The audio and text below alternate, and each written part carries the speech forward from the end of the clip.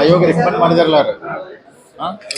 ಇಲ್ಲ ಯಾವ ಆಯೋಗ ರಿಕಮೆಂಡ್ ಮಾಡಿದಾರಲ್ಲ ಆ ಪ್ರಕಾರ ಮಾಡತ್ ನಮ್ ಒತ್ತಾಯ ಇದೆ. ಅಂದ್ರೆ ಯಾವ ಜಿಲ್ಲಾ ಆಗ್ಬೇಕು, ಈಗ ಗೋಕಾಕು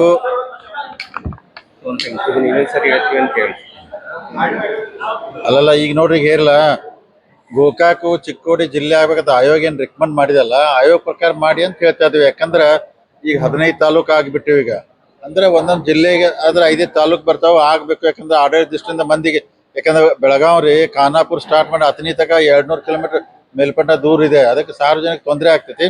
ಯಾವ ಸರ್ಕಾರಕ್ಕೆ ಆಯೋಗ ರಿಕಮೆಂಡ್ ಮಾಡಿದಲ್ಲ ಕಾನೂನು ಪ್ರಕಾರ ಅವ್ನ್ ಮಾಡ್ಬೇಕಂದ್ರೆ ಚಿಕ್ಕೋಡಿ ಗೋಕಾಕ್ ಫಿಟ್ ಆಗ್ತೈತಿ ಮಾಡತ್ತೇಳಿ ಒತ್ತಾಯ ಇದೆ. ಈಗ ಜನಾನು ಇವತ್ತು ಸ್ಟ್ರೈಕ್ ಮಾಡಿದ್ರೆ ನಮ್ ಗೋಕಾಕ್ ಅಲ್ರಿ.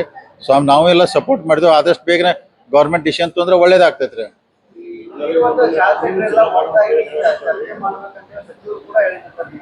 ಯಾವ್ದ್ರಿ?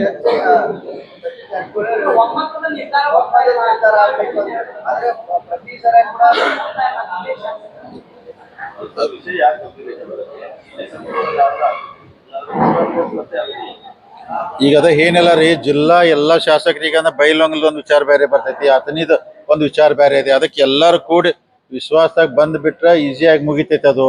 ಅದಕ್ಕಿನ್ನೆಲ್ಲ ಇಬ್ಬರ ಸಚಿವರು ಅದಾರ ಜಿಲ್ಲಾದಾಗ, ಅವ್ರೆಲ್ಲಾರನು ಕೂಡಿಸ್ಬೇಕು, ಮಾಡ್ಬೇಕು.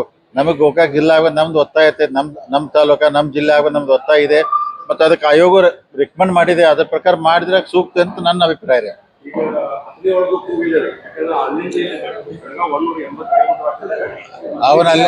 ಅವನ ಬಿಜಾಪುರಕ್ಕೆ ಹಾಕಿಬಿಟ್ರೆ ಅವ್ರನ್ನೆಲ್ಲ.